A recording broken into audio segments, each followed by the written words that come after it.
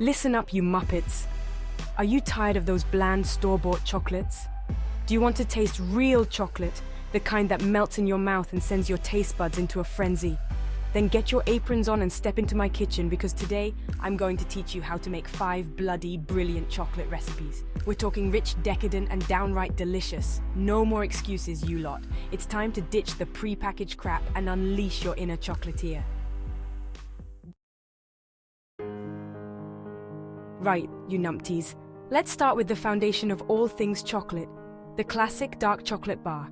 This is where you learn the basics, so pay attention. First, you're going to need some high-quality cocoa butter. Don't even think about using that cheap, waxy stuff. We're going for smooth and luxurious, not a greasy spoon. Melt that cocoa butter gently, like you're diffusing a bomb, slow and steady. Once it's liquid gold, you'll whisk in your cocoa powder. And listen carefully, because this is crucial. Use the best quality cocoa powder you can get your hands on. This is what's going to give your chocolate that deep, intense flavor. Now for the sweetness, we're going to add in some powdered sugar. None of that granulated rubbish, you hear? Sift it in slowly, whisking constantly to avoid any lumps. Lumps in your chocolate are like a soggy bottom on a tart. Absolutely unacceptable. You want this mixture smooth as silk. Once it's all combined, you'll pour it into molds, give them a good tap to remove any air bubbles, and then into the fridge they go. Patience is key here, you impatient lot. Let those bars set completely before you even think about devouring them. Next up, we're adding a bit of crunch to the mix with chocolate-covered almonds. Now, we're not just going to toss some sad, soggy almonds in here. We're going to roast them to perfection. Get those almonds spread out on a baking sheet and into a hot oven they go. You want them nice and toasty, with a beautiful golden brown color. Keep a close eye on them though, because burnt almonds are about as useful as a chocolate teapot. While they're roasting, melt your chocolate. Again, use high-quality chocolate for God's sake. Once the almonds are cool, toss them into the melted chocolate, making sure they're fully coated. Now, here's where things get interesting. We're going to sprinkle in a touch of sea salt. Yes, you heard me right, sea salt. The saltiness cuts through the richness of the chocolate and creates a flavor explosion in your mouth. Trust me on this one. Spread the coated almonds out on a parchment-lined baking sheet, and back into the fridge they go until the chocolate is set. Once they're ready, try not to eat them all at once. Now, for a real treat. Peanut butter chocolate cups. This is where things get seriously indulgent. First, melt your chocolate. You know the drill by now. High quality, smooth, and absolutely no burning. While that's melting, grab your peanut butter. None of that processed rubbish, mind you. We want the good stuff. Natural, creamy, and packed with peanut flavor.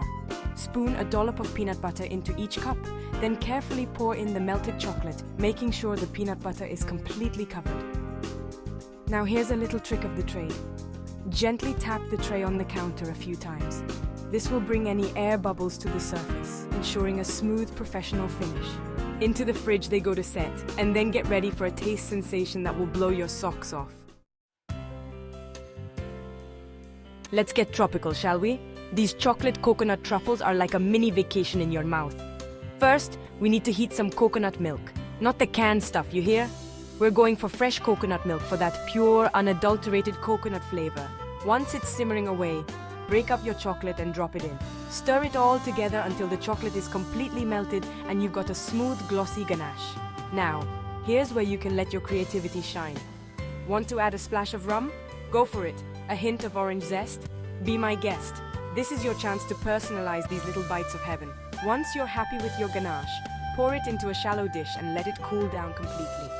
Once it's firm, scoop out spoonfuls of the mixture and roll them into bowls.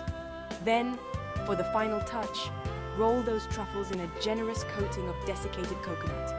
And there you have it. Little bites of paradise. Finally, let's end with something simple yet utterly delicious. Chocolate bark. This is where you can really let loose and have some fun. Melt your chocolate, you know the drill by now, and pour it onto a parchment-lined baking sheet.